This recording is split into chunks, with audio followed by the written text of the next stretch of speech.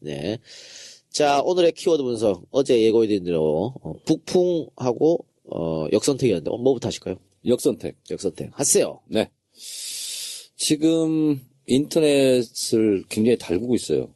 역선택을 걱정하고 있고, 그리고, 더불어민주당 지도부 왜 이렇게 경선 룰을 만들었느냐. 그러다가 결국은 제가 역선택을 막을 방법이 없다. 많은 선거인단 신청을 하시는 수밖에 없다 그랬더니 정청래 너 맞아. 우리의 심정을 몰라주고 그렇게 말하면 되냐. 그래서 제가 말씀드립니다. 여러분 마음을 다치게 한 부분에 대해서 아무리 제가 선한 의지로 얘기했다 할지라도 여러분께 정중히 사과드립니다. 추미애 당대표하고도 이 문제를 많이 심각하게 제가 상의를 했습니다. 자, 그런데 문재인, 안희정, 이재명 등 주요 대선 주자들이 당의 결정에 맡기겠다. 2012년 경선 룰 정도로 하면 우리가 다 받아들일 수 있다. 그래서 사실은 심각한 치열한 이런 토론 없이 당에서 일방적으로 정했는데요. 2012년 룰대로 저는 하는 줄 알았습니다. 근데 2012년 룰에서 하나를 뺨으로써 역선택의 위험성을 더 높인 측면이 있습니다. 2012년도에는 어떤 사람들을 선거인단 신청으로 받아줬냐면 첫 번째, 어느 당을 지지하십니까? 라고 먼저 물어보는 게 있었어요. 그래서 더불어민주당을 지지합니다. 새누리당을 지지합니다. 바른정당을 지지합니다. 순서가 있을 거 아니에요? 지지하는 정당이 없습니다. 그러면 더불어민주당을 지지한다거나 지지하는 정당이 없다라고 말하는 사람만 2단계로 들어가서 신청을 할 수 있었습니다. 그래서 다른 정당을 지지하는 사람들은 원천적으로 차단했어요. 근데 그거를 이번에 그 담벼락을 하나 허문 거죠, 그러니까. 아니, 근데 그거야. 근데 역선택하라고 들어오려고 마음먹은 사람이면은 더불어민주당 지지합니다 하겠지. 그렇긴 하지만 그래도 하나의 블로킹은 되는데 그걸 없앤 이유가 이랬던 것 같습니다. 더불어민주당 지지층을 하면 경선은 하나하나 뻔하다. 그래서 완전 국민 경선으로 할 바에는 그런 블록조차 없애자. 이렇게 해서 그 조치를 없앤 것 같습니다. 그래서 그렇게 됐는데 어쨌든 더불어민주당을 지지하고 경선에 참여하려고 하는 분들에게 심려를 끼친 점은 제가 죄송스럽게 생각을 하고 당대표는 아니지만 그런데 룰은 바꿀 수가 없는 거 아닙니까? 자, 그런데 지난번 여론조사까지는 여러분 제가 다 말씀드렸는데 오늘 조앤 CNI에서 여론조사를 한 것을 또 발표를 했습니다. 더불어민주당 지지층에서 문재인을 지지한다가 더 올랐습니다. 그래서 72.9%. 어우, 압도적이네요. 네, 그리고 안희정을 지지한다가 23.9% 이렇게 됐는데요.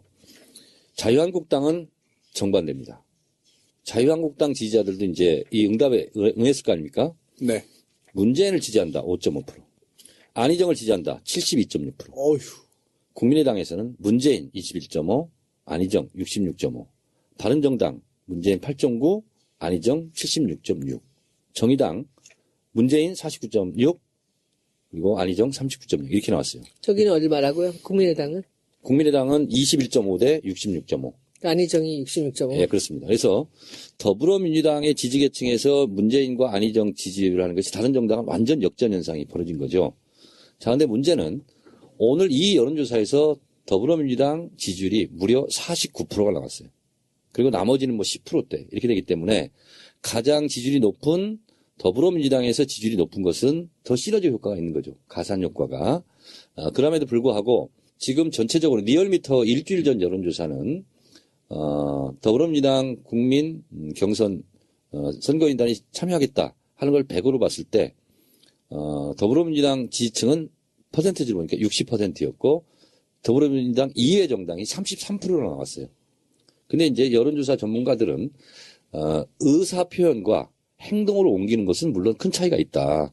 그래서 33%가 나왔다 할지라도 실제로 선거인단을 신청하는 행위는 3분의 1 이하로 줄어드는 거 아니냐. 그래서 역선택이 그렇게 크게 우려할 것은 아니다. 이렇게 이제 여론조사 전문가들은 전망하고 있습니다만 어쨌든 2012년에 역선택을 그때도 걱정 안 한 건 아니거든요. 근데 지금처럼 이렇게 약간 이렇게 공포로 다가오는 경우는 없었고 문재인 대표도 그래서 이거 한마디 했었죠. 남의 정당에 이렇게 다른 당이 조직적으로 하는 것은 이건 범죄 행위다. 이건 차단해야 된다 했고, 추미애 당대표는요, 이 부분에 대해서, 자시하지 않겠다. 그리고 수사 의뢰를 할 수도 있겠다. 이런 생각이 좀 들고요. 업무방해로. 업무방해로. 예, 이야기했죠. 그리고 이제, 제가 이거는 우리 방송에서 처음 공개하는 건데요. 판도라에서도 얘기했구나. 근데 콜센터 첫날 디도스 공격을 의심할 만한 정황이 포착됐다. 그래서 어쨌든 마비가 됐으니까. 그렇죠. 한 컴퓨터겠죠. 한 사람이 그렇게는 못하니까 500콜 이상 들어온 전화번호가 50개 이상이었고 100개 이상이 500대였다. 그러니까 500번은요 전화로 손으로 할 수 없어요. 숫자값으로. 그래서 이걸 보고 오토콜 시스템 ACS 이건 이제 분명하게 이제 불법이 거고요. 그래서 이거를 수사 의뢰를 제가 하자고 지금 당 지도부에 요청해 놓은 상태입니다. 예. 그런데 그 정의원이 이제 여론조사 전문가의 말을 빌려가지고 네. 별 우려할 것이 없다라고 말했는데 아니 우려는 하되 그렇게 그것이 크게 대세를 좌우할 문제는 아니다. 여론조사 전문가 말 말고 정의원 본인은 어떻게 생각하세요? 역선택에 대해서? 저도 그 여론조사 전문가의 의견에 동의합니다. 그래요? 네. 저는 역선택 문제는 전혀 문제될 게 없다고 봐요. 전혀. 근거를 좀 명확하게 말씀해 주십시오. 역선택 문제는 우리만 갖고 있는 게 아니에요. 미국도 있었어요. 그리고 지난번에도 있었죠. 네. 늘 완전 국민의힘에서 할 때마다 나오는 게 역선택 문제입니다. 그리고 항상 1등을 달리는 후보 쪽에서 역선택 문제가 있다고 주장을 해요. 오픈 프라이머리. 오픈 프라이머리. 미국은요, 27개 주가 있고 완전 국민 경선을 사용하고 있거든요. 선거 때마다 역선택 문제가 나와요. 그런데 동서양을 막론하고 단 한 번도 역선택 때문에 결과가 뒤집어진 적이 없어요. 근데 역선택 때문에 뒤집어졌다는 걸 어떻게 알아요? 아니 계속 여론조사 1위 달리는 후보가 있어. 그런데 이게 뒤집어졌다. 그럼 역선택 때문에 뒤집었다 할 수 있잖아. 그런 경우가 없다니까. 이렇게 많은 국민들이 참여하면 결국은 앞서 나가는 사람이 거의 이 민심하고 똑같이 나옵니다. 한번 나중에 봐요. 네. 여론조사하고 저도 어떻게 이제 이 되는지. 작가의 말에 일면 동의하면서 문제는 뭐냐면 제가 지난 시간에 얘기했잖아요. 경선 들어가면 최대 이슈는 뭐가 되죠? 문재인이 50%를 넘느냐 안 넘느냐 이거거든요. 그리고 지금 이 조현시안의 여론조사는 만약에 문재인 대표가 50%를 못 넘어서 결선 투표로 간다. 그러면 안희정이 이길 수도 있다 하는 여론조사 지표가 나와 있습니다. 지금 그래서 사실은 1, 2, 3등이 역선택으로 뒤바뀔 가능성은 없어요. 그러나 결선 투표로 갔을 경우 그때는 안희정을 무시 못한다. 이게 이제 여론조사하고 실제로 2, 3% 앞섰어요. 결선 투표를 갔을 경우 이 여론조사에 의하면. 그래서 저는 그 부분이 네, 좀 그것도 염려스럽다. 결선 투표 들어갈 때 새롭게 그 선거인단을 모집하는 게 아니거든요. 네. 원래 있던 사람들로 그대로 치르기 때문에 예를 지금 같은 경우에는 150만 명 이상 뭐 200만 명까지 얘기하고 있잖아요. 네. 그건 없을 것 그러면 같아. 뒤집는 게 불가능하다니까. 자, 저도 이제 이 작가의 기본적인 의견에 동의하지만 그런 것이 하나 이제 디테일한 위험 요소가 있고요. 근데 이런 우려가 있기 때문에 추미애 당대표가 이렇게 하면 안 된다, 고발할 수 있다고 얘기하는 거는 좋아요. 네. 그 사람들이 참여 못하게 조금 두렵게 그게 하기 왜 위해서. 고발이 돼요? 그 사람들이 참여하는 게 무슨 죄야? 업무방해. 그게? 예, 업무방해. 왜 업무방해예요? 근데 이게 업무 그냥 방해입니다. 내가 근데- 저쪽 당을 지지하다가 예. 지금 이쪽으로 많은 아니, 관심이 갔다가 재미군단이 그렇게 하는 것은 업무방해죄가 해당되지 않는데 누가 한지도 모르고 또 뭐 사상검증을 할 수도 없고 그런데 다른 당에서 계획적, 조직적, 반복적 이거는 선거법 위반. 그리고 소지가 이건 또 있는 겁니다. 엄포용이잖아요. 엄포용. 그렇죠. 이게 업무방해죄가 되려면은 위계 위력, 그렇죠. 예, 즉 위계 속임수여야 되는데요. 이게 과연 속임수에 해당되느냐 여부에 대해서는 논란이 있을 수 저는 있죠. 엉뚱한 질문을 여기서 한번 더 해볼게요. 네네. 한 가지, 그 전에 한 가지만 제가 더 짚고 넘어간다면 자, 그러면 이 상황이 되면 이런 역선택 우려가 크면 결과적으로 누구한테 유리할까? 그것은 문재인 대표한테 유리합니다. 왜냐하면 위기의식이 있거든요. 그래요. 그러면 우리가 이제 지금 이 투표를 해서 문 대표가 이겼어요. 근데 아슬아슬하게 이겼어. 아슬하게 이겼다는 게 50% 넘어서요. 50% 넘어서? 뭐 50%가 넘어서 이기든지 아니면 이제 결선 투표에서 이기든지 아슬아슬하게 안희정을 이겼어. 그러면 지금 이 지표가 나오는 걸 보면 문 대표 말고 우리 당 말고 딴 쪽으로 가서 다 세를 합하면 안희정이 이긴다는 얘기잖아요. 그런 얘기가 또 있죠. 예. 그러면 만약에 그렇게 다른 해서 세를 합치다니? 아니 그러니까 그러면은 그때 대해서 안희정이 탈당을 해서 결선에서 지고 나서 대연정이라고 얘기를 하잖아요. 아니 탈당은 못해요. 현행법상 경선 참여. 예, 경선에 들어가면은 지더라도 이제 예. 이인제법 탈당을 때문에 못해? 탈당 되죠. 못합니다. 아 그래요. 네. 다행이구나. 걱정하시대요. 자, 지금, 콜센터가 그래서 첫날 굉장히 뭐, 저는 디도스라고 주장하고 싶어요. 그래서 그걸 방어막을 다 쳐놨습니다. 그런데도 아침 10시만 되면 계속 공격이 있대요. 근데 이제 블로킹을 다 해놔서 이제 콜센터는 원활하게 돌아가고 있는데 하루에 10만 콜 정도가 들어온답니다. 그런데 실제로 신청 접수하는 것은 5만 5천 명 정도 평균 지금 하고 있대요. 그래서 그럼 4만 5천 명은 뭐냐?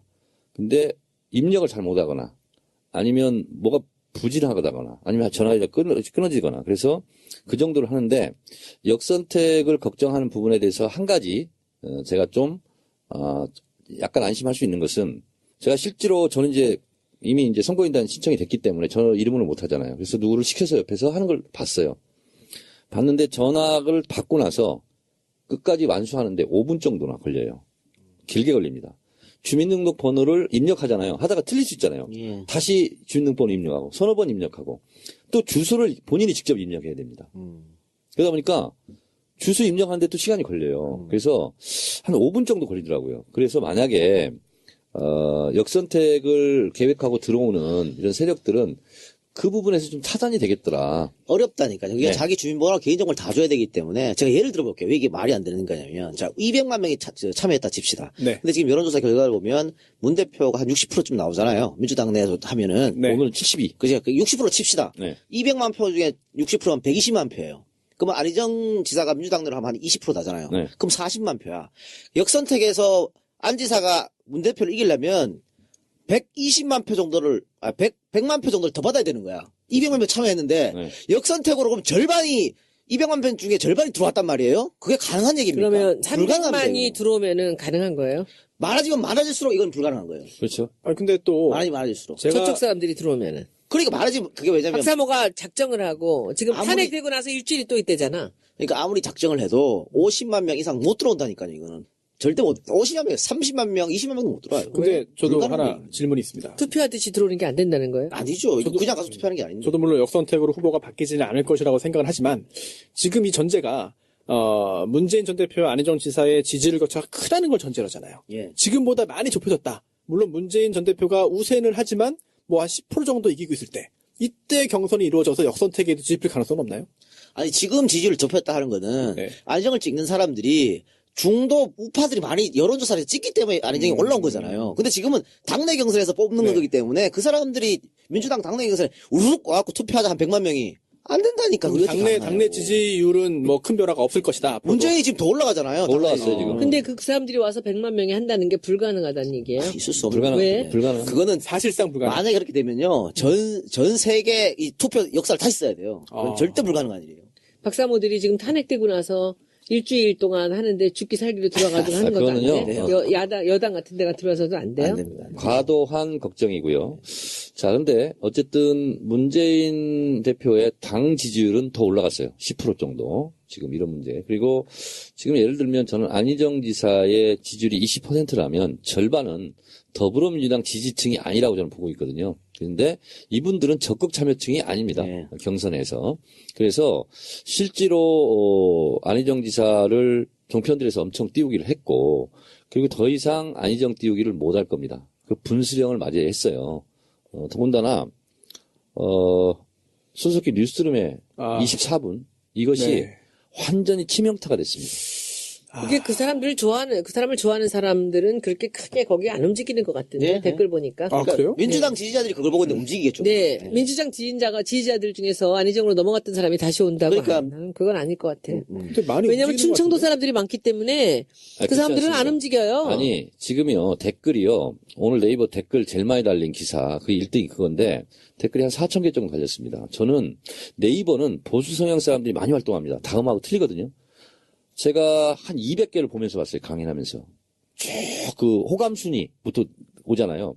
호감 순위는 이 댓글은 내가 호감이 간다. 호감 순위부터 쭉 제가 왔거든요. 한 200개 댓글을 봤는데 단 한 개도 안희정을 칭찬하는 게 없고 버스 지났다. 지지 처리한다. 이랬는데 중간에 어디쯤 가다 보니까 안희정 화이팅! 이렇게 있어 하나가 그래서 이거는 안희정 그러면 계속 화이팅 하겠다는 거 하니까 그 밑에 줄에 취소. 이렇게 써 있더라고요. 단 한 개도 없어요. 이걸 보면서 굉장히 컸구나 이게 그런 생각이 좀 들었어요. 예. 여기 우리가 이 선한 의지 얘기를 좀 해야 되지 않겠습니까? 그죠? 네. 이 선한 의지 사건이 있고 나서 그 안희정 지사의 지지율이 떨어질까요?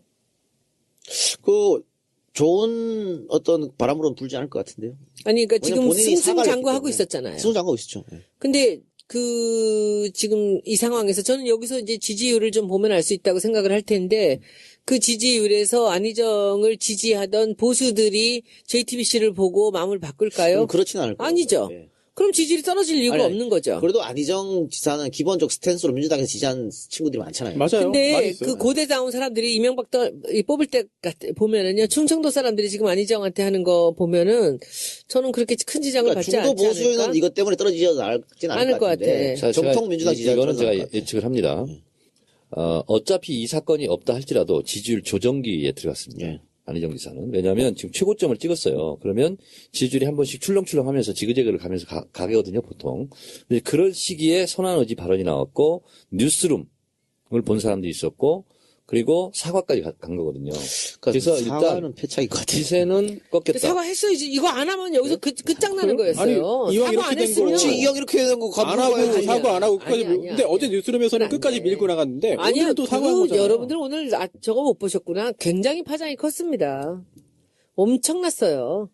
사과를 안 할 수가 없는 상황까지 갔어요. 왜냐하면은 결정적으로 잘못한 게 미르재단하고 K스포츠가 맞습니다. 선이라고 하는 거 이건 정말 이거는 이거는- 범죄예요. 이거는 탄핵 국면에서 대통령 측에서 하는 주장이에요. 그러니까. 정확히. 근데 어떻게 거기까지 갔을까? 난 자기 그게 주장이 이해가 안 아니라고 돼. 계속 갔어야지. 아니 근데 그게 왜 거기까지 갔을까 이 양반이? 원래 생각인 거죠. 이게 저는 아니야. 그렇지 않아. 실수예요? 제가 보기 아니야. 뭐예요? 이게 지지율이 올라가면서 이쪽 저쪽 사람들한테 전부 다 그 유화적인 체수처를 하는 거예요. 지금 어차피 우리 쪽에서는 문재인의 아성을 헐기가 어려우니까 지금 이 친박 쪽으로 이 보수 중도 쪽으로 해서 이 사람들을 하나씩 데리고 오는데 여기서 오버한 거지. 넘어간 거지. 아니, 거기 그게 어떻게 선의야. 아니 거기 강연 영상을 보면요 이 정도까지 아니었거든. 이해할 맞아요. 만해. 아, 맞아요. 방어법이었고. 예, 맞아요. 그래서 우리가 JTBC를 본 거야. 근데 거기 와서 이상하게 해명을 그렇지. 해버렸어요. 네, 이상하게 됐어요. 잘못한 게 JTBC 없다고. 뉴스룸 나가고 나서 어떤 댓글들이 계속 붙었냐면 이제 태극기 집회 나가겠군.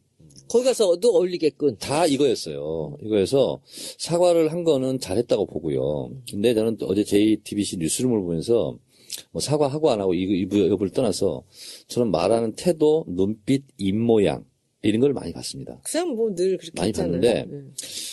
지나친 엘리트주의 그리고 저는 깜짝 놀랐던 워딩이 뭐였냐면 21세기와 21세기가 철학 지형이 바뀌었다.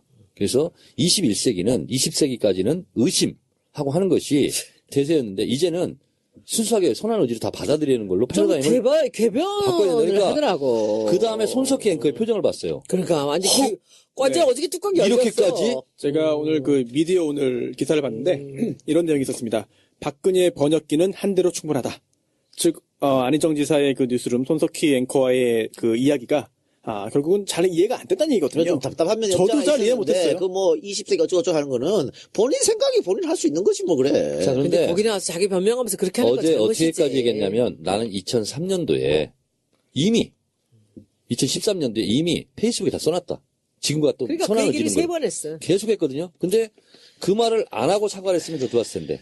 자 거기까지 합시다. 네. 네 거기까지 하고. 근데 여기 재밌는 얘기가 하나 있었는데, 제가 오늘 제가 페이스북에 한 줄 딱 올린 게. The road to hell is paved with good intention. 그러니까는 이 선한 의지라는 그 말이 굉장히 여러 곳에 나오는 거예요. 봤어요 저도. 네, 근데 그것이 지옥으로 가는 길에는 선한 의지로 덮여있다는, 페이빙. 예. 바닥에 깔려있다는 거지. 근데 그거 아무 설명 없이 하나 넣어놨는데 난리가 난 거야. 예. 문재인이 영입한 손혜원이 이 안희정이 지옥으로 가는 길을 어쨌다는 둥. 그렇게. 근데 그 얘기는 마케팅에서도 굉장히 많이 나오는 얘기고요. 이 선한 의지라는 얘기는 위장이에요, 위장. 저는 이렇게 얘기했죠. 그런데 슬픔도 많이 써요. 노여움도 없이 살아가는 사람은 조국을 사랑하지 않고 있다. 저는 그리고 이걸 썼죠, 저는. 그리고 결정적으로 또 다시 이제 문 대표가 정말 요번에 오늘 워딩을 너무 잘하셨는데 분노가 있어야 된다. 이 잘못된 일을 보고 근데 그걸 보고서는 뭐 피바람 얘기를 하는데 나는 그때 보고 진짜 실망했어요. 저는 안지사 좋아하거든요. 근데 어제 그 변명하는 거 보고도 상당히 좀 마음이 좀 그랬었는데 오늘 그 분노 얘기를 하는데 그 피바람 얘기를 하는데 이 사람은 조금 이상해졌구나라는 느낌을 좀 받았어요. 저는 분노하니까요. 한마디 더 붙이겠습니다.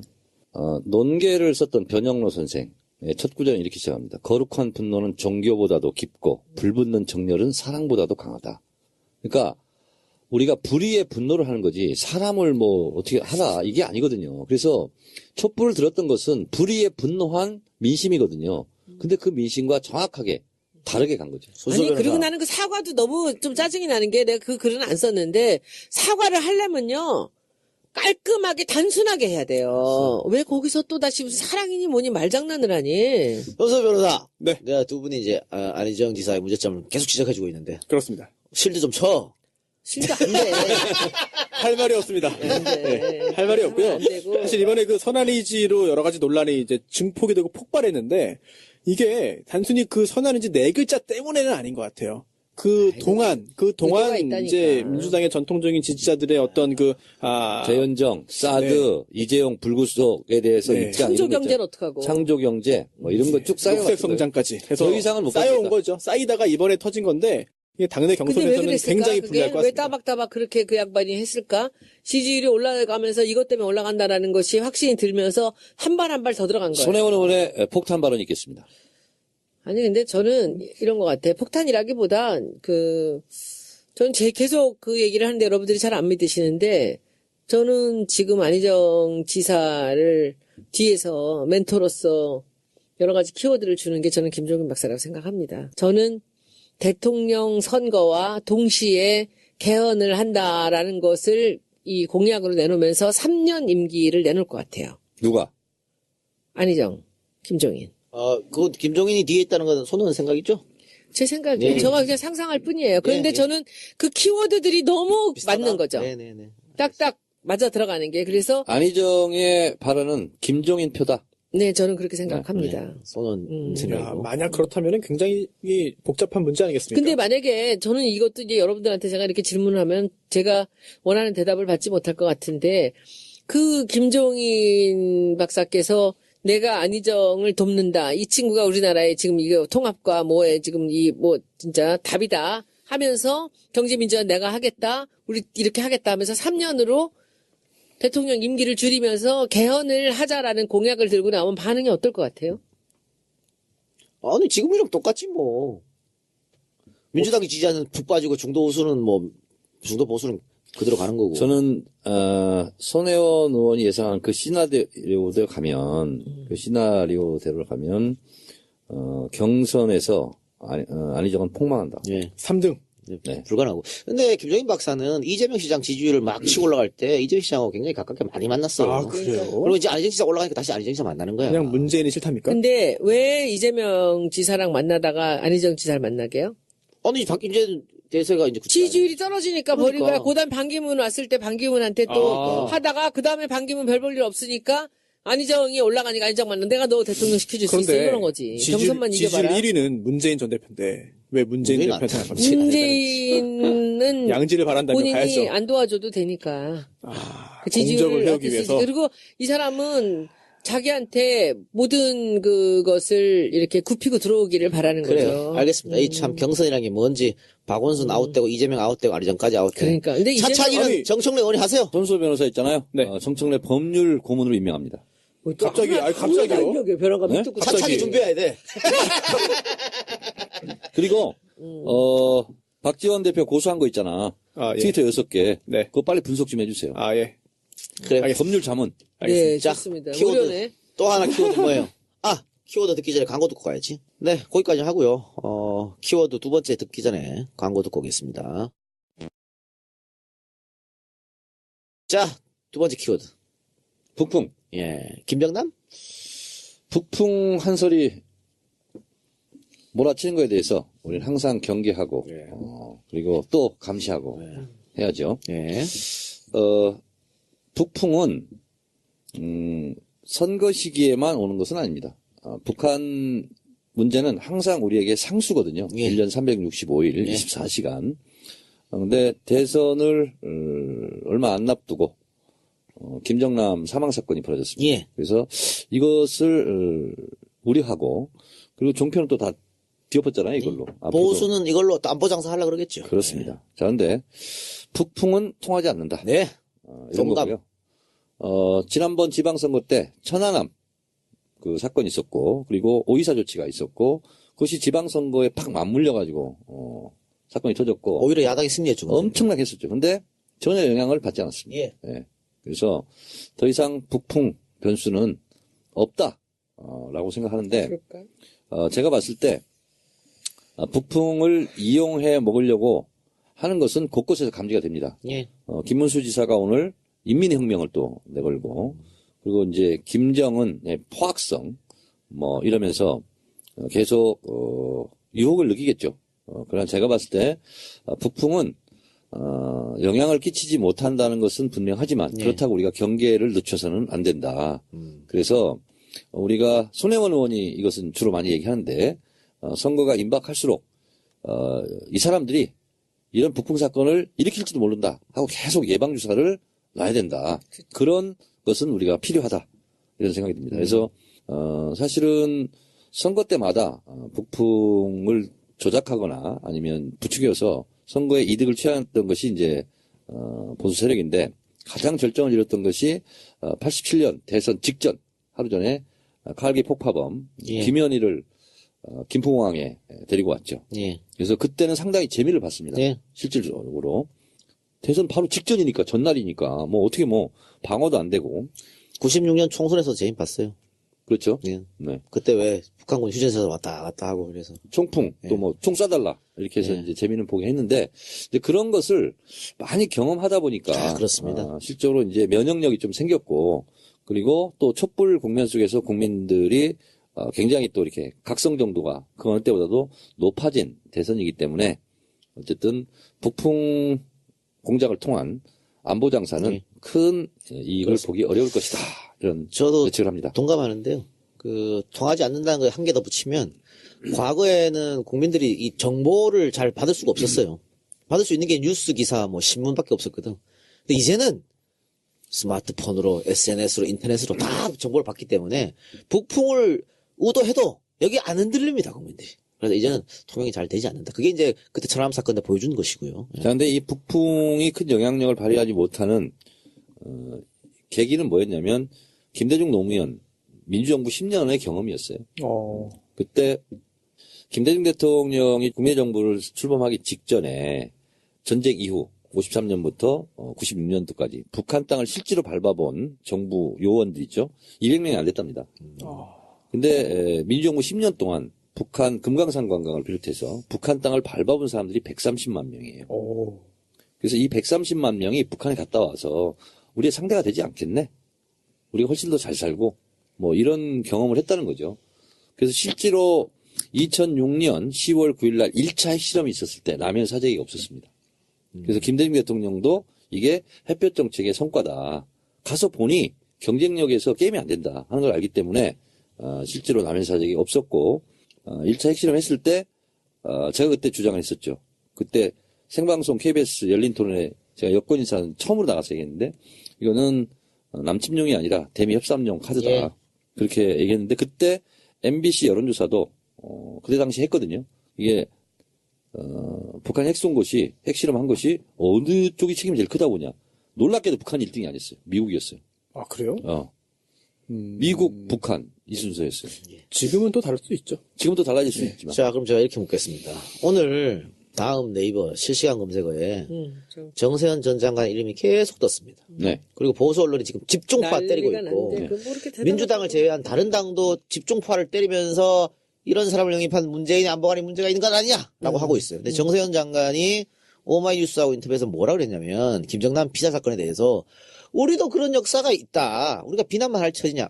말은 어디가 맞죠. 뭐 김대중 납치 사건 있었으니까. 죽이려고 그랬잖아. 네, 그러니까 그렇게 얘기하면서 이승만 대통령도 정적을 얼마나 많이 제거했느냐. 이렇게 얘기해갖고 지금 이게 역풍으로 막 불고 난리가 났어요, 지금. 이 문제에 대해서는. 오늘 괜히 정정 장관이 무슨 뜻으로 한 얘기인지 충분히 이해합니다만, 하지 말아야 될 말을 하지 않았을까, 빌미를 주지 않았을까, 이런 생각이 들어요. 타이밍이 안 좋았네요. 예. 제가 사실은 오늘 키워드로 타이밍을 할까 이렇게 생각을 했었어요. 왜냐면 정치인은 타이밍이 정말 중요하거든요. 어제 한 말은 아무 문제가 안 될 수 있고 오늘 하면 또 문제가 될 수 있고 같은 사람이어도. 그래서 정치는 타이밍의 종합예술이라고도 하거든요. 근데 지금 이 시점에서 이 말은 타이밍이 좋지 않았다. 예를 들면 한 6개월 전이라거나 뭐 이랬으면은 그냥 넘어갈 수도 있는 저는 얘기다. 이런 생각도 들어요. 우리가 일반적으로 생각하는 상식선에서의 뭐 심한 말과 그렇지 않은 말들의 그 구분이 있지 않습니까? 근데 정치권에 들어와 보니까 그게 좀 잣대가 달라요. 다르죠. 예, 왜냐하면 그거- 여기는 찬반이 있고 피아가 있고 공방전이 벌어지는 곳이거든요. 그래서 정치권 밖에서의 워딩은 전혀 문제가 안 될 것도 그러니까. 여기 와서는 엄청난 게다가 오늘 그 얘기 나온 거 그 안희정 지사가 했다라는 얘기 있잖아요. 뭐 내가 모시던 분이 떨어져 죽었다라는 말. 이 네. 말이 있어요. 근데 그 얘기를 난리가 났어요, 지금. 그 말이 심한 말이라는 거죠. 근데 우리가 보통 보면은 그것이 어떻게 보면 팩트잖아요. 근데 그 표현을 쓸 수는 없는 거예요, 이 안에서는. 자, 그러니까 뭐냐면 네. 정치권에서는 네. 용어가 의도입니다. 어떤 용어를 선택하느냐. 처음에요. 근데 그런 노무현 용어를- 대통령 우리는 돌아가셨다 이렇게 표현하잖아요. 근데 조선일보 이런 데는 죽었다 이렇게 표현하고요. 자살했다. 그리고 첫 번째 일보 제목이 자살이었어요. 노무현 자살. 근데 우리가 예를 들어서 박정희 대통령도 얘기했을 때 박정희 대통령 서거 이렇게 얘기해 주는 유고 게 이렇게 처음에 유고, 나왔다. 서거 이것이 예의잖아요. 특히 대통령에 대한. 망자에 대한 그 대통령을 지낸 분에 대한. 총 맞아 죽었다고 나 맨날 노래 부르고 다녔는데. 자, 근데 안희정 지사가 나는 노무현하고 친하니까 그런 말을 해도 돼. 나는 익스큐즈가 돼. 이렇게 생각하면 오산입니다. 예. 그러니까 떨어져 죽었다 이런 표현은요. 일베나 이런 애들이 공격할 때 쓰는 용어예요. 그러니까 이제 그걸 보면서 제가 정치권의 용어들은 그 함부로 말을 하면 안 되는 게 너무 많아요. 너무너무 많아. 자, 그러면 이렇게 봅시다. 정세현 장관이 어쨌든 말은 나갔어요. 나갔고 지금 언론에서 이걸 이용하려고 하고 있습니다. 수습을 해야 될 거 아니에요? 어떻게 수습하는 게 그 좋을까요? 어떻게 수습이 정 돼? 장관이 본인 스스로 그 말을 거둬들여야 할까요? 아니면 문재인 캠프 혹은 문 대표가 직접 내 뜻과 다르다 이게 이렇게 있잖아요. 할까요? 뭐 그 사람 자기 생각이 그럴 수 있다라고 이렇게 이게 얘기를 나갔나요? 했는데 문 네. 대표님이 사실은 전인범 장관 때도 그렇고 사람들이 이렇게 뭐 했을 때 그걸 서둘러 자기가 봉합을 하려고 그러거나 막 둘러대거나 그러지 않으세요. 그런데 저는 그렇게 생각합니다. 이 얘기가 아까 지금 제가 말씀드렸듯이 정치권에서 나오는 그 워딩 치고는 조금 적절치 않은 얘기라고 생각한다면 이것이 무슨 뭐 사과를 하거나 말을 돌리거나 뭐 하는 것보다는 그냥 이제 또 이 공격의 빌미를 쓰는 거죠. 그러니까 이 또한 지나가리니 그냥 2, 3일 지나면 또 없어집니다. 또 저는 이제- 그렇게 생각해요. 그냥 가만히 있는 게 예. 또 문재인 전 대표가 또 이런 말도 했죠, 실제로. 뭐 기다리는 게 좋았을지 모르겠습니다만, 김정남 피살은 테러 범죄다. 예. 라는 말을 했고, 또 정세현 전 장관도 나와 같은 뜻일 것이다. 라는 이야기를 했기 때문에 그 부분에 있어서는 논란을 좀 커지는 것을 이제 막기 위한 그런 그 수습책을 좀 한 것 같아요. 저는 이렇게 생각을 해요. 정치권 들어와서 이 뉴스들 나오는 거, 특히 종편이 많은 뉴스들을 생산을 해내면서 이 뉴스를 보면서 이제 어떤 생각을 하느냐면은 시간만 지나면요. 그냥 우리가 목이 불리면 처음에 막 간지럽고 이렇게 부어오르다가 그냥 하루 이틀 지나면 없어지잖아요. 제가 그 중국 갔을 때, 그때 제가 중국에 갔을 때 이제 어떻게 사람들이 저한테 문자를 보냈냐면은 문익환 목사가 북한 갔을 때보다 더 시끄럽대요. 우리가 딱 떠났는데. 그러니까 그때 막 우리 친정어머니가 울면서 저한테 전화를 해서 제발 좀 텔레비 좀 안 나오게 하라는 거야, 저한테. 텔레비만 나오니까 무슨 그 굉장한 범죄를 저지른 것 같이 했잖아요. 총 맞아 죽을 것 같이, 마치. 근데 갔다가 와서 한 일주일? 예. 열흘 지나니까요. 그냥 그 사실이 사라져버려요. 이게 뭐지 도대체? 그러니까요.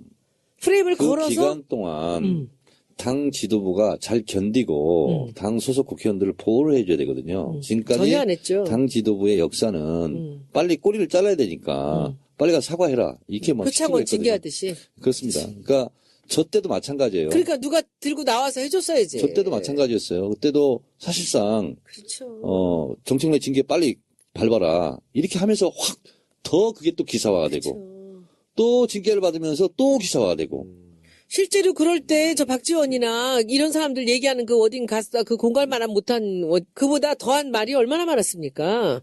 근데 그냥 그렇게 해서 당에서 먼저 잘라버리는 거예요. 그때 모든 사람들이 외면했을 때 정청래를 당에서 보여줘야지 하고 목에 핏대 세운 사람이 있어요. 누굽니까? 나야. 그때 이동형, 정봉주 뭐 등등 김어준 해가지고 팟캐스트에서는 다 옹호해줬었죠. 근데 이게 시간 국회 나가지고. 안에서 얘기가 안 나오면 아무 소용이 없습니다. 이런 경우는. 그렇습니다. 그래서 그 중국 갔을 때도 한마디도 얘기를 안 했어요. 그리고는 우리가 돌아오는 날, 그 당 지도부에서 오는 날, 그 공항에서 그렇게 심하게 당하고 완전히 그냥 초죽음이 돼갖고 왔는데 당에서 보자 그러더라고요. 근데 갔는데 그 사람들이 그렇게 지쳐갖고 왔는데 이제 뭐 밥을 사준대. 거기 밥 먹고 싶겠습니까 우리가 다? 그 안에서 난리가 나고 정론관에 서서 완전히 무슨 역적을 한 것 같이 서 있는데 밥을 먹자 그러더니 가서 얘기를 하는데 그때 전 사실 많이 실망했어요. 뭐라 그러냐면 언론 전화 받지 마라. 한마디도 하지 마라. 그 자기들이 우리가 정말 휴가 내가지고 간 걸로 인해서 거기서 나온 모든 여론의 그 프레임에 당이 뭔가 피해를 입을까봐 그 초선 의원들을 모아놓고 그렇게 얘기를 하더라고요. 그래서 난 그때 사실 원내에서 끝까지 싸워준 기동민 의원이 끝까지 싸워줬어요. 자기 혼자. 난 그래서 지금까지도 기동민 의원을 그때 그 생각 때문에 이 사람은 좀 다르게 봐요. 혼자 싸웠어요.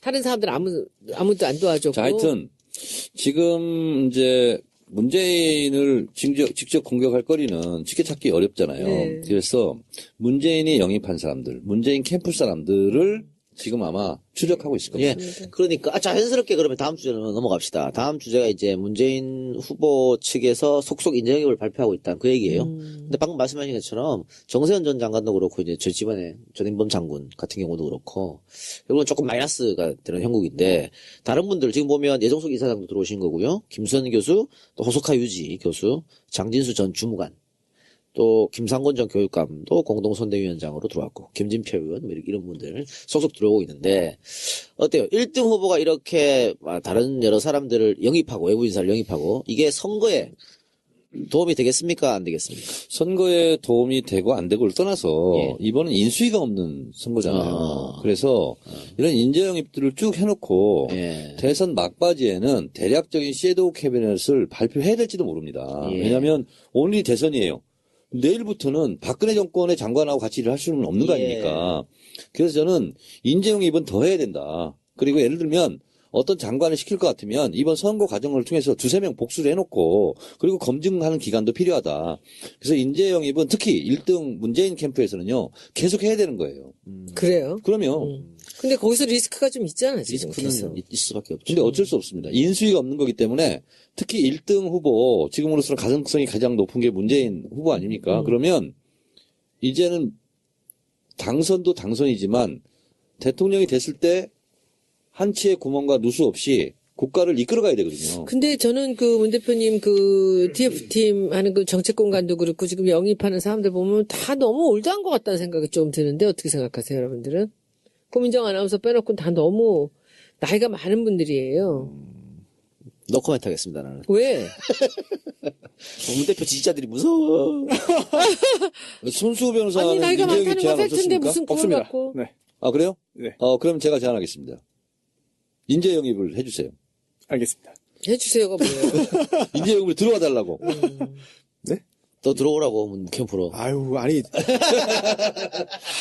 들어가면 지금 종편 못 나가시잖아. 훌륭한 분들 정말 많이 계시기 종편 못 때문에 나가지, 저는 좀. 제가 할 수 있는 일을 해야죠. 근데 국회의원 중에 제일 많은 직업이 변호사잖아요. 그렇죠. 네, 근데 왜 변호사들은 그렇게 네. 법조인들은 국회에 많을까요? 변호사가 많아요. 2만 명이에요.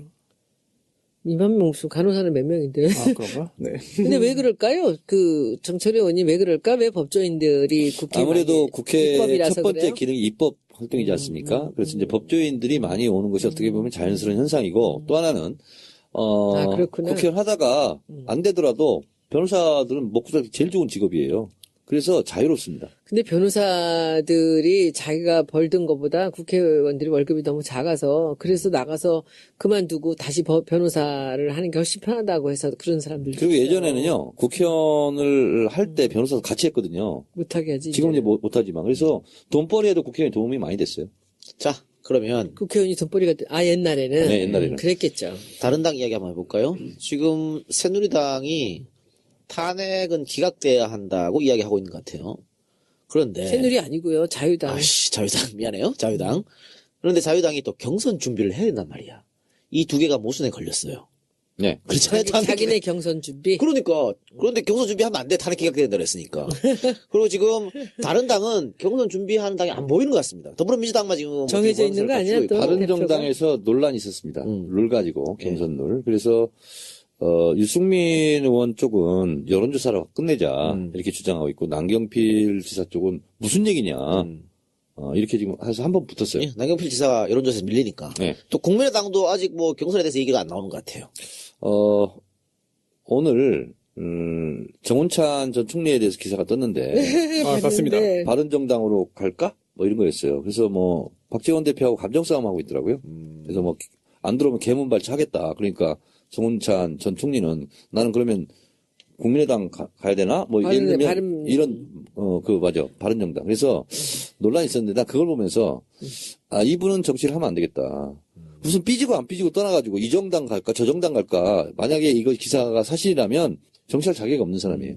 제가 그럼 여기서 보태서 한 말씀 드릴게요. 지난번 우리 당에서 마지막에 그 총선 때 영입을 하려고 했잖아요. 그때도 이것저것 재다가 못 온 거예요. 아, 정운찬 전 총리. 네. 아마도 아주 가장 유력한 비례대표 앞번호였을 앞번호, 가능성이 예, 있습니다. 예. 그런데 본인이 무슨 이유인지는 제가 잘 모르겠지만은 본인이 이것저것 너무 생각을 많이 하셨어요. 근데 그때 그 생각에 제가 듣기로는 이렇게 얘기하셨다 그래요. 내가 총리까지 했는데 뭐 국회의원 정도를 이렇게 뭐 숙이고 들어가야 되나 뭐 이런 얘기를 하셨다 그래요. 그것도 근데 있었고, 몇 명 더 달라. 근데 이제- 이런 썰도 있었고. 네, 그런 건 잘 모르겠는데 하여튼 본인이 그렇게 적극적으로 이 자리에 영입에 제안을 했을 때 이렇게 확 결정은 안 하셨어요. 그런데 그 지난번에 우리가 그랬잖아요. 그 만덕산에 그분도 결정적인 순간에 꼭 실기를 해요. 근데 정치인들이 왜 이렇게 재지? 확 하나로 딱 못하고. 왜냐면 결단- 신념이 없으면 그렇습니다. 그냥 성격 아니에요? 아니, 정치인은 근데 그러면 안 돼. 그렇죠. 아니, 해야지. 아니 이 당 저 당이 어딨어? 나의 정책과 이거 그 정치 노선과 맞는 당을 근데 가는 거지. 한 번 재는 사람들은 평생 재요. 성격이에요. 그렇죠. 그래야 결국은 박기문처럼 아, 잘 본인이 빼는 거야. 그렇구나. 네? 아, 저는 정치인이 아니기 그래서 때문에. 아까도 괜찮습니다. 말씀드렸다시피 정치는 진짜 타이밍을 잘 잡아야 됩니다. 맞아요. 네. 제가 보기엔 타이밍의 문제야. 지금 같은 경우에 지난번에도 여러 번의 그 대통령 선거나 이런데 그 영입의 그 얘기들이 있었어요. 그분이 여러 번 기회를 가졌는데 매번 놓쳤어요. 자, 근데 정운찬 총리를 보면서 제가 제일 정치를 하면 안 된다 이렇게 생각을 하는 또 하나의 이유가 뭐냐면 정치는 건달기 있는 사람이 하는 겁니다. 예. 건달기. 구체적으로 뭡니까? 이 건달기는 조폭의 건달기 네. 이런 것도 약간 있고 실제로는 하늘권 통달할 달 하늘과 대화를 해야 됩니다. 다시 말해서 천심이 민심이라고 그랬잖아요. 그래서 이 민심과 끊임없이 소통하지 않으면 정치를 할 수가 없습니다. 그래서 건달이라는 것은 항상 국민의 의사, 시대의 흐름 이런 것과 본인이 맞닿아 있어야 돼요. 그냥 내가 이러니까 내가 총리까지 했으니까 이런 걸로는 정치할 수 있는 시대는 이미 아니, 지났습니다. 그래서 정치인, 무속인, 네. 연예인, 네. 사주가 비슷하다는 이런 얘기도 있어요. 얘기한 끼가 바로 그런 끼야. 그래서 제가 어느 자리에서 그런 얘기를 했습니다.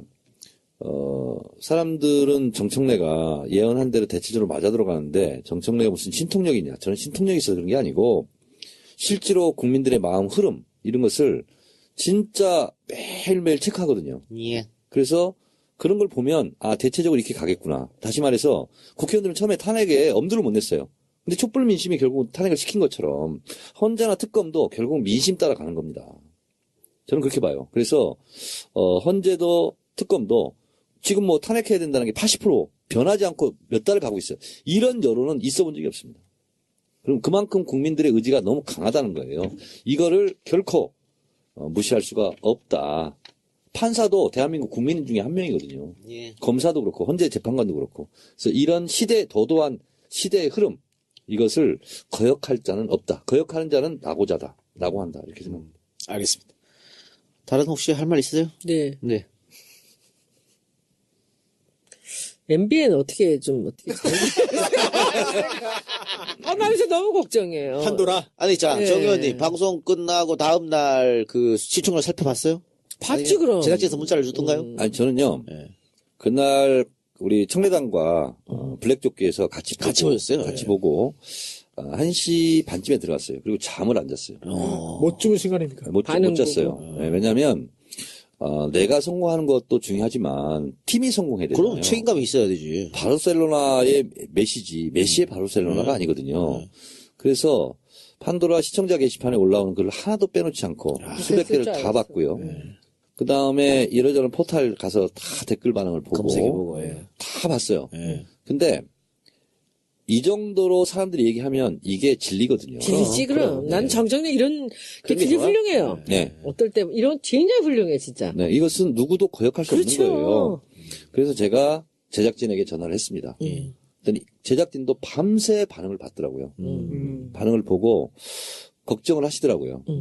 그래서 저는 출연하고 그냥 녹화만 하면 되는데 그래서 제가 이런저런 아이디어를 많이 냈어요. 뭐 냈어요? 공개할 것도 있고 공개할 거 하면 안 되는 것도 있는데 결국은 방송국도 시청률이 높아야 예. 뭐래도 할 수 있는 거 아니냐. 그렇죠. 그러면 지금의 대세는 80%가 박근혜 탄핵이다.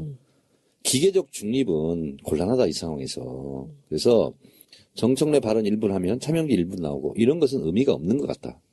그래서 국민 민심, 국민이 가려운 곳을 긁어주는 그런 방송이 됐으면 좋겠다. 그래서 기계적 균형에 연연하지 않았으면 좋겠다. 또, 가장 핵심은 멤버 교체지 뭐. 멤버 아니에요? 교체인데, 그 또 어떤 제안, 난 한 가지 제안을 드리려고 예, 그래요. 예. 그리고 의미적 요소보다 재미적 요소를 더 가미했으면 좋겠고. 그렇죠, 그거죠. 예. 그래서 편집을 좀 유쾌, 경쾌, 발랄하게 예, 예. 갔으면 좋겠다. 그렇게 제가 제안을 했어요. 저는 제가 제안 드릴 게 하나 있어요. 근데 이거 불가능할지도 모르지만, 이 사람들이, 이게 뭐, 이게 4번, 5번 에다가 이 시청률 이러면요, 이거 그냥 내리는 거예요. 이거는 못합니다, 방송은. 네. 그죠? 근데 그렇게 되지 않으려면은 이 사람들이 지금 뭐든지 해야 되는 지금 상황이라고 봐요. 저는 녹화를 화요일 날 했으면 좋겠어요. 아니, 그게 지금은 말이 안 되는 게 설전이 월요일 날 하는데 지금같이 정치권 이렇게 빨리 바뀌는데 왜 일요일 날 하냐고. 하루 늦다고. 아니, 근데 하루가 아니라 그래서 하루 더 늦게. 녹화는 일요일 날 한 건 이제 처음이니까 하는 거고, 이제 월요일 날로 옮겨갈 거고요. 아니 월요일 말고 설전이 월요일 하니까 우리는 화요일이나 수요일에서 밤을 근데 새고 해서 제작진은 이렇게 하면 안 돼? 얘기하더라고요. 썰전 처음에 출발할 때 1%도 안 됐대요. 처음에 그땐 다르죠. 대세로 잡았는데 그리고 저는 결정적으로 잘못이 목요일 날 들어간 건 잘못이야. 그건 오만한 거야. 저도 그거는 처음에는 반대를 네. 했어요. 근데 지금도 조금 바꾸면서 좀씩 바꿔가야지. 그 네티즌들이 얼마나 똑똑하냐면요. 화요일 날 외부자들, 수요일 날 판도라. 그렇지. 강적들, 목요일 날 썰전 있으니까 월요일 날 들어라. 그리고 막 그걸 지정해서 나한테 관철하라고. 굉장히 중요한 얘기예요. 대중은 항상 맞아요. 네. 편성이 중요하죠. 그래서 월요일 날 편성해야 된다는 거야. 그렇지. 그리고는 그것을 지금 정치가 거의 오락이기 때문에 지금은 정치가 정말 그 연예고 그래서 이 정치 얘기를 가장 싱싱한 걸 하려면은 이 녹화하는 시간하고 방송 시간하고가 가까워야 돼요. 최단 거리로 해야죠. 네. 그래서 월요일 날로 하면서 일요일 날 찍고 월요일 날에서 밤새고 녹화 밤이니까 월요일 날 방송이 편집 왜 불가능해. 못해? 그건 편집이 안 돼. 근데 왜? 이 편집하는 거 보니까요. 하루 만에 절대 못해. 3일 밤을 새더라고요. 예, 하루 만에 절대 못해. 완전 녹초가 되더구만요. PD하고 작가들이. 불가능한 일이에요. 3일간을 밤을 새더라고요. 그 선수들이 그거 하는데 안 왜 돼, 안 못해? 돼, 안 돼. 그런데 썰전도 그렇게 땡기라면 그것 때문에 절대 안 된다니까. CG 넣고 불가능한 일이야 진짜로. 진짜. 근데 하여튼 저는 첫째는 그 시간을 땡기는 거, 하루라도 더 네. 땡기는 거 하고, 그리고는 그 날짜 바꾸는 거. 근데 이번 그런 노력을 2회는요. 한꺼번에 같이 했으면 좋겠어요. 2회는 1회하고는 좀 다르게 굉장히 재밌을 겁니다. 뭐 재밌어? 박찬종 변호사 마저도 없으면 더 재미없을 텐데. 아니요. 보세요. 3% 기다. 좀 나요? 3%요? 아, 3%안 돼. 3%좀 갑시다. 난 2%만 좀 넘으면 내가 밥 살게. 양고기. 근데 알겠습니다. 이 3%를 일단 넘어야 이 롱런으로 가요. 굉장히 높은 3% 건데, 3%면. 에이, 우리 집 테레비 세 개 안 돼. 우리 남편 테레비는 내 자신이 없고. 자, 근데 이게 이제 피플 파워라고 시청률 조사하는 가구가 따로 있습니다. 이게 따로 있어요. 설치돼 있죠? 설치돼 있어요. 기계가, 3천 장치가. 가구가 예, 이렇게 예, 있어요. 있고 거기에서 분단위로 다 예. 측정하더군요. 예. 아, 그래요? 네. 그렇게 있고 요즘은 또 수도권만 따로 해요. 그리고 여러 가지 할 때 방법이 있는데 하여튼 3% 기대하고요. MBN 좀 여러분들 많이 좀 그래도 몇 번은 더 열심히 봐주세요. 그 우리 정청래 의원 나갔는데 그래도 빨리 조기에서 없어지면 어떡하냐고. 우리 정의원 오기 전에 우리 정알바 광고가 지금 없어가지고 정 의원님 출연료를 좀 깎기로 했어 우리끼리. 아, 내가 누가 안 된다고 그랬어. 내가 안 된다고 그래서 내가 광고 영업 나가기로 했어. 그래서 안 돼. 판도라 잘릴 거라고 안 된다 그랬어. 안 돼. 판도라 잘리고. 저도 영업에 나서겠습니다. 알겠습니다. 하여튼 판도라 잘 되길 바라고요. 내 친구가 있잖아요. 예. 건설회사를 크게 하는 친구가 있어요. 그럼 건설에서 해서 무슨 도움이 되지 광고에서? 그냥 하라고. 그냥 하라고 할게요. 감사합니다. 감사합니다. 의견 광고 이런 거. 네. 요새 저기 보니까 김용민 프로나 이런데 활명수 광고를 하더라고요. 그래요? 깜짝 놀랐어요. 활명수 회장님 좀 만나가지고. 회장님 예. 한 달에 200이야. 그러면 제가 만나세요. 전후로 한 번씩을 더 넣든지 해서 제가 해볼 테니까 알았어. 고정적으로 해야지. 알았어. 아니, 그죠? 근데 지금 내가 있잖아요. 한번 해보려고 정권 가려고요. 교체의 분위기가 높잖아요. 그러니까 이제 사업하는 사람, 기업하는 이런 사람들이요. 자신감을 갖기 시작했어요. 그리고 약간 좀 오죠? 약간. 그래요. 그런 기업인들, 경제인들이 그런 생각을 하는 것은요. 제일 빠릅니다. 주식시장이 제일 먼저 반응하잖아요. 그래서 이것이 저변으로 지금 가고 있고 문재인 대표가 지지율이 견고한 것이 당선 가능성이 워낙 높아요. 지금. 예. 알겠습니다. 자, 그럼 방송 여기까지만 하고요. 세 분 수고하셨고, 우리 오늘도 사실 오늘 굉장히 늦게 끝나는데 밖에서 많은 분들이 아직도 대기하고 계시네요. 고마워요. 자기들끼리 막 사진 찍고 박수 치고 저거 다 청래당이죠? 청래당이고요. 청래시대를 이거 끝나고 바로 녹음해야 돼요. 아, 그래요? 네, 전혀 여기서? 못해가지고. 네. 그럼 빨리 끝내야겠네. 원래는 시작 전에 했었는데 제가 늦어가지고 그렇구나. 그렇구나. 오면 맨날 방송하고 있었는데. 근데 우리 직원들이 청래당 사람들 오는 거 싫대. 왜요? 네. 매상이 하나도 안 오는데. 그래요? 매상 좀 올리세요. 매상. 의원님이 좀 계산해주세요. 앉아가지고 얘기만 하고 간대. 아, 진짜? 알았어.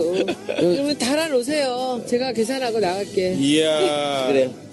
여러분들 들어주신 방청 여러분들 대단히 감사합니다. 들어주신 청취자 여러분 고맙습니다. 자, 저희는 다음 주에 뵙겠습니다. 네. 세 분 수고하셨습니다. 고맙습니다. 감사합니다.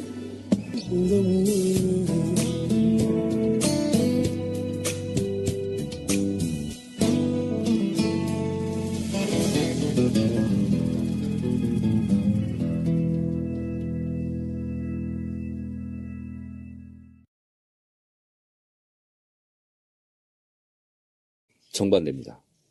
자유한국당 지지자들도 이제 이 응답에 응했을 거 아닙니까? 네. 문재인을 지지한다. 5.5%. 안희정을 지지한다. 72.6%. 어휴.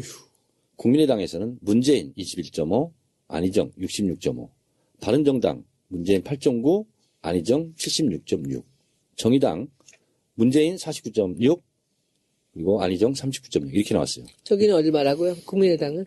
국민의당은 21.5 대 66.5.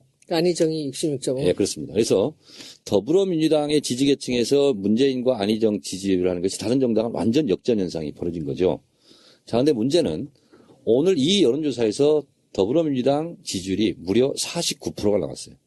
그리고 나머지는 10%대 이렇게 되기 때문에 가장 지지율이 높은 더불어민주당에서 지지율이 높은 것은 더 시너지 효과가 있는 거죠. 가산 효과가. 그럼에도 불구하고 지금 전체적으로 리얼미터 일주일 전 여론조사는 더불어민주당 국민 경선 선거인단이 참여하겠다 하는 걸 100으로 봤을 때 더불어민주당 지지층은 퍼센트지로 보니까 60%였고 더불어민주당 이외 정당이 33%로 나왔어요. 근데 이제 여론조사 전문가들은 의사 표현과 행동으로 옮기는 것은 물론 큰 차이가 있다. 그래서 33%가 나왔다 할지라도 실제로 선거인단을 신청하는 행위는 3분의 1 이하로 줄어드는 거 아니냐. 그래서 역선택이 그렇게 크게 우려할 것은 아니다. 이렇게 이제 여론조사 전문가들은 전망하고 있습니다만 어쨌든 2012년에 역선택을 그때도 걱정 안 한 건 아니거든요. 근데 지금처럼 이렇게 약간 이렇게 공포로 다가오는 경우는 없었고, 문재인 대표도 그래서 이걸 한마디 했었죠. 남의 정당에 이렇게 다른 당이 조직적으로 하는 것은 이건 범죄 행위다. 이건 차단해야 된다 했고, 추미애 당대표는요, 이 부분에 대해서 자시하지 않겠다. 그리고 수사 의뢰를 할 수도 있겠다. 이런 생각이 좀 들고요. 업무방해로 예, 이야기했죠. 그리고 이제 제가 이거는 우리 방송에서 처음 공개하는 건데요. 판도라에서도 얘기했구나. 근데 콜센터 첫날 디도스 공격을 의심할 만한 정황이 포착됐다. 그래서 어쨌든 마비가 됐으니까. 그렇죠. 한 컴퓨터겠죠. 한 사람이 그렇게는 못하니까 500콜 이상 들어온 전화번호가 50개 이상이었고 100개 이상이 500대였다. 그러니까 500번은요 전화로 손으로 할 수 없어요 숫자값으로. 그래서 이걸 보고 오토콜 시스템 ACS 이건 이제 분명하게 이제 불법이 거고요. 그래서 이거를 수사 의뢰를 제가 하자고 지금 당 지도부에 요청해 놓은 상태입니다. 예. 그런데 그 정의원이 이제 여론조사 전문가의 말을 빌려가지고 네. 별 우려할 것이 없다라고 말했는데 아니 우려는 하되 그렇게 그것이 크게 대세를 좌우. 지금 이 지표가 나오는 걸 보면 문 대표 말고 딴 쪽 우리 당 말고 딴 쪽으로 가서 다 세를 합하면 안정이 이긴다는 얘기잖아요. 그런 얘기가 또 있죠. 예. 그러면 만약에 그렇게 다른 해서 세를 합치다니? 아니 그러니까 그러면은 그때 대해서 안희정이 탈당을 해서 결선에서 지고 나서 대연정이라고 얘기를 하잖아요. 아니 탈당은 못해요. 현행법상 경선 참여. 예, 경선에 들어가면은 지더라도 이제 네. 이인제법 탈당은 때문에 못해? 탈당 되죠. 못합니다. 아 그래요. 네. 다행이구나. 걱정하시대요. 자, 지금, 콜센터가 그래서 첫날 굉장히 저는 디도스라고 주장하고 싶어요. 그래서 그걸 방어막을 다 쳐놨습니다. 그런데도 아침 10시만 되면 계속 공격이 있대요. 근데 이제 블로킹을 다 해놔서 이제 콜센터는 원활하게 돌아가고 있는데 하루에 10만 콜 정도가 들어온답니다. 그런데 실제로 신청 접수하는 것은 5만 5천 명 정도 평균 지금 하고 있대요. 그래서 그럼 4만 5천 명은 뭐냐? 근데 입력을 잘 못하거나 아니면 뭐가 부진하거나 아니면 전화가 끊어지거나 그래서 그 정도를 하는데 역선택을 걱정하는 부분에 대해서 한 가지 제가 좀 약간 안심할 수 있는 것은 제가 실제로 저는 이미 선거인단 신청이 됐기 때문에 저 이름으로 못 하잖아요. 그래서 누구를 시켜서 옆에서 하는 걸 봤어요. 봤는데 전화를 받고 나서 끝까지 완수하는데 5분 정도나 걸려요. 길게 걸립니다. 주민등록 번호를 입력하잖아요. 하다가 틀릴 수 있잖아요. 예. 다시 주민등록 번호 입력하고 서너 번 입력하고 또 주소를 본인이 직접 입력해야 됩니다. 그러다 보니까 주소 입력하는데 또 시간이 걸려요. 그래서 한 5분 정도 걸리더라고요. 그래서 만약에 역선택을 계획하고 들어오는 이런 세력들은 그 부분에서 좀 타산이 되겠더라. 어렵다니까요. 이게 네. 자기 주민번호 개인정보를 다 줘야 되기 때문에 제가 예를 들어볼게요. 왜 이게 말이 안 되는 거냐면 자 200만 명이 참여했다 칩시다. 네. 근데 지금 여론조사 결과를 보면 문 대표가 한 60%쯤 나오잖아요. 민주당 내에서 하면은 네. 오늘은 72. 그죠? 60% 칩시다. 네. 200만 표 중에 60%면 120만 표예요. 그러면 안희정 지사가 민주당 내로 하면 한 20% 나잖아요. 네. 그럼 40만 표야. 역선택에서 안 지사가 문 대표를 이기려면 120만 표 정도를 100만 표 정도를 더 받아야 되는 거야. 200만 표 참여했는데 네. 역선택으로 그럼 절반이 200만 표 중에 절반이 들어왔단 말이에요. 그게 가능한 얘기입니까? 그러면 불가능합니다, 300만이 이거는. 들어오면은 가능한 거예요? 많아지면 많아질수록 이건 불가능한 거예요. 그렇죠. 아니 근데 또 많아지면 많아질수록. 제가 저쪽 사람들이 들어오면은. 그러니까 많아지면 그게 왜냐면 박사모가 작정을 하고 지금 아무리- 탄핵되고 나서 일주일이 또 있대잖아. 그러니까 아무리 작정을 해도 50만 명 이상 못 들어온다니까요, 이거는. 절대 못, 50만 명, 30만 명, 20만 명도 못 들어와요. 근데 저도 불가능해요. 하나 질문이 있습니다. 투표하듯이 들어오는 게 안 된다는 거예요? 아니죠. 이거 그냥 가서 투표하는 게 아닌데. 저도 물론 역선택으로 후보가 바뀌지는 않을 것이라고 생각을 하지만 지금 이 전제가 문재인 전 대표와 안희정 지사의 지지율 격차가 크다는 걸 전제로 하잖아요. 예. 지금보다 많이 좁혀졌다. 물론 문재인 전 대표가 우세는 하지만 뭐 한 10% 정도 이기고 있을 때 이때 경선이 이루어져서 역선택에도 뒤집힐 가능성은 없나요? 아니, 지금 지지율을 좁혔다 하는 거는 네. 안정을 찍는 사람들이 할 문제는 아니다. 여론조사 전문가 말 말고 정의원 본인은 어떻게 생각하세요? 역선택에 대해서? 저도 그 여론조사 전문가의 의견에 동의합니다. 그래요? 네. 저는 역선택 문제는 전혀 문제될 게 없다고 봐요. 전혀. 근거를 좀 명확하게 말씀해 주십시오. 역선택 문제는 우리만 갖고 있는 게 아니에요. 미국도 있었어요. 그리고 지난번에도 있었죠. 네. 늘 완전 국민의힘에서 할 때마다 나오는 게 역선택 문제입니다. 그리고 항상 1등을 달리는 후보 쪽에서 역선택 문제가 있다고 주장을 해요. 오픈 프라이머리. 오픈 프라이머리. 미국은요, 27개 주가 있고 완전 국민 경선을 사용하고 있거든요. 선거 때마다 역선택 문제가 나와요. 그런데 동서양을 막론하고 단 한 번도 역선택 때문에 결과가 뒤집어진 적이 없어요. 근데 역선택 때문에 뒤집어졌다는 걸 어떻게 알아요? 아니 계속 여론조사 1위 달리는 후보가 있어.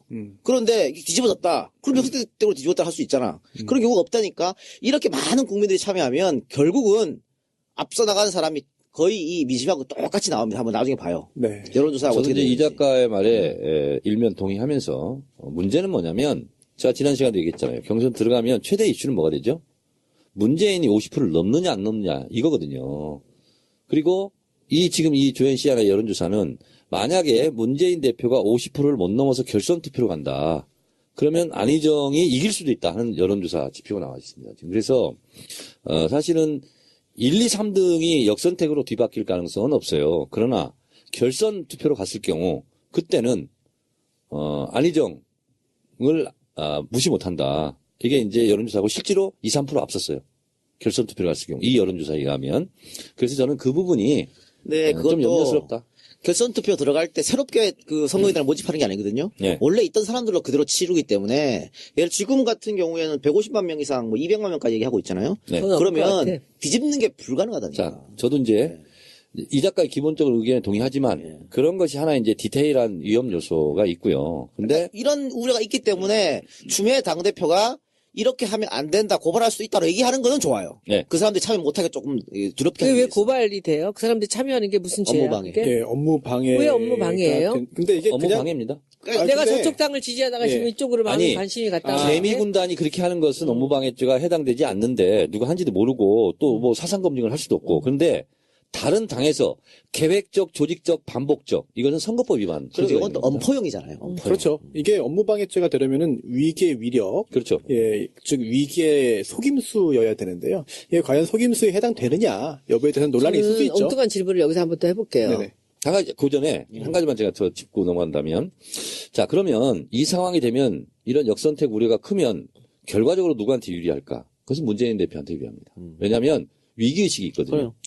그러면 우리가 이제 지금 이 투표를 해서 문 대표가 이겼어요. 근데 아슬아슬하게 이겼어. 아슬하게 이겼다는 게 50% 넘어서요. 50% 넘었어? 아, 뭐 50%가 넘어서 이기든지 아니면 이제 결선 투표에서 이기든지 아슬아슬하게 안희정을 이겼어. 그러면 중도 우파들이 많이 여론조사를 찍기 때문에 안희정이 올라온 거잖아요. 근데 지금은 당내 경선에서 뽑는 네. 거기 때문에 그 사람들이 민주당 당내 경선에 우르륵 와갖고 투표하자 한 100만 명이 안 된다니까. 그게 어떻게 가능하냐고. 당내 지지율은 뭐 큰 변화가 없을 것이다. 앞으로도. 문재인이 지금 더 올라가잖아요. 더 올라갔어요, 당내에서. 지금. 근데 그 사람들이 와서 100만 명이 한다는 게 불가능하다는 얘기예요. 있을 수 없는 불가능. 왜? 불가능. 그거는 사실상 불가능. 만약에 그렇게 되면요. 전 세계 이 투표 역사를 다시 써야 돼요. 그건 아. 절대 불가능한 일이에요. 박사모들이 지금 탄핵되고 나서 일주일 동안 하는데 죽기 살기로 들어가지고 하는 것도 안 그거는요. 돼? 여당 같은 데가 들어와서도 안 돼요? 안 됩니다. 과도한 걱정이고요. 자, 그런데 어쨌든 문재인 대표의 당 지지율은 더 올라갔어요. 10% 정도. 지금 이런 문제. 그리고 지금 예를 들면 저는 안희정 지사의 지지율이 20%라면 절반은 더불어민주당 지지층이 아니라고 저는 보고 있거든요. 그런데 이분들은 적극 참여층이 아닙니다. 네. 경선에서. 그래서 실제로 안희정 지사를 종편들에서 엄청 띄우기를 했고 그리고 더 이상 안희정 띄우기를 못할 겁니다. 그 분수령을 맞이했어요. 더군다나 손석희 뉴스룸의 아. 24분 이것이 네. 완전히 치명타가 됐습니다. 그게 그 사람을 좋아하는 사람들은 그렇게 크게 거기 안 움직이는 것 같은데 네. 댓글 보니까. 아, 그래요? 민주당 지지자들이 그걸 보고 있는데 움직이겠죠. 네, 민주당 지지자들 중에서 안희정으로 넘어갔던 사람이 다시 온다고 그러니까- 하면 나는 그건 아닐 것 같아. 근데 많이 왜냐하면 움직이는 충청도 것 같은데? 사람들이 많기 때문에 아니, 그 사람들은 그렇지 안 않습니다. 움직여요. 아니, 지금요, 댓글이요, 오늘 네이버 댓글 제일 많이 달린 기사, 그 1등이 그건데, 댓글이 한 4,000개 정도 달렸습니다. 저는 네이버는 보수 성향 사람들이 많이 활동합니다. 다음하고 틀리거든요. 제가 한 200개를 보면서 봤어요, 강연하면서. 쭉 그 호감 순위부터 오잖아요. 호감 순위는, 이 댓글은 내가 호감이 간다. 호감 순위부터 쭉 제가 봤거든요. 한 200개 댓글을 봤는데, 단 한 개도 안희정을 칭찬하는 게 없고 버스 지났다.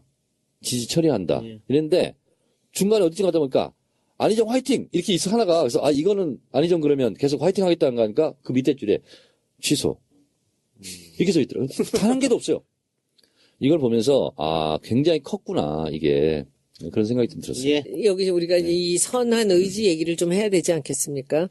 그죠? 네. 이 선한 의지 사건이 있고 나서 그 안희정 지사의 지지율이 떨어질까요? 그 좋은 어떤 바람으로는 불지 않을 것 같은데요. 아니, 그러니까 왜냐면 지금 본인이 사과를 승승장구하고 했기 때문에. 있었잖아요. 승승장구하고 있었죠. 예. 근데 지금 이 상황에서 저는 여기서 이제 지지율을 좀 보면 알 수 있다고 생각을 할 텐데 그 지지율에서 안희정을 지지하던 보수들이 JTBC를 보고 마음을 바꿀까요? 그렇지는 않을 거예요. 아니죠. 예. 그럼 지지율이 떨어질 이유가 아니, 없는 거죠. 그래도 안희정 지사는 기본적 스탠스로 민주당에서 지지한 친구들이 많잖아요. 맞아요. 많이 근데 있어요. 그 고대 나온 사람들이 이명박 뽑을 때 보면은요, 충청도 사람들이 지금 안희정한테 하는 거 보면은 저는 그렇게 큰 지장을 그러니까 받지 중도 않지 보수에는 않을까. 네. 자, 오늘의 키워드 분석. 어제 예고해드린 대로 북풍하고 역선택이었는데 뭐부터 하실까요? 역선택. 역선택. 하세요. 네. 지금 인터넷을 굉장히 달구고 있어요.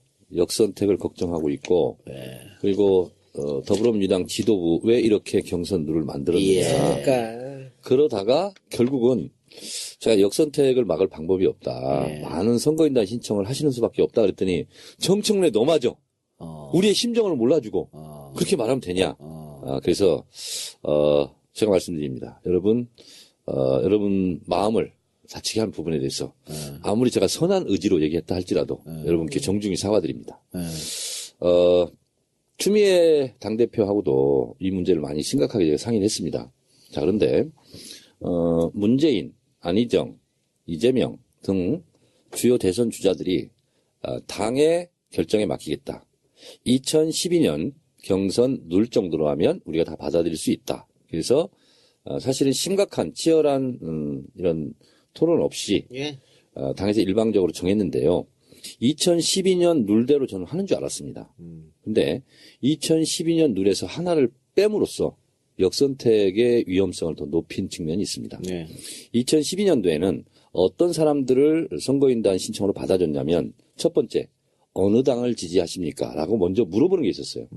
그래서 더불어민주당을 지지합니다. 새누리당을 지지합니다. 바른정당을 지지합니다. 순서가 있을 거 아니에요? 예. 지지하는 정당이 없습니다. 그러면 더불어민주당을 지지한다거나 지지하는 정당이 없다라고 말하는 사람만 2단계로 들어가서 신청을 할 수 있었습니다. 그래서 다른 정당을 지지하는 사람들은 원천적으로 차단했어요. 근데 그거를 이번에 그 담벼락을 하나 허문 거죠, 그러니까. 아니, 근데 그거야. 근데 역선택하라고 들어오려고 마음먹은 사람이면은 더불어민주당 지지합니다 하겠지. 그렇긴 하지만 그래도 하나의 블로킹은 되는데 그걸 없앤 이유가 이랬던 것 같습니다. 더불어민주당 지지층을 하면 경선은 하나마나 뻔하다. 그래서 완전 국민 경선으로 할 바에는 그런 블록조차 없애자. 이렇게 해서 그 조치를 없앤 것 같습니다. 그래서 그렇게 됐는데 어쨌든 더불어민주당을 지지하고 경선에 참여하려고 하는 분들에게 심려를 끼친 점은 제가 죄송스럽게 생각을 하고 당대표는 아니지만 그런데 룰은 바꿀 수가 없는 거 아닙니까? 자, 그런데 지난번 여론조사까지는 여러분 제가 다 말씀드렸는데 오늘 조앤 CNI에서 여론조사를 한 것을 또 발표를 했습니다. 더불어민주당 지지층에서 문재인을 지지한다가 더 올랐습니다. 그래서 72.9%. 어우, 압도적이네요. 네, 그리고 안희정을 지지한다가 23.9% 이렇게 됐는데요. 자유한국당은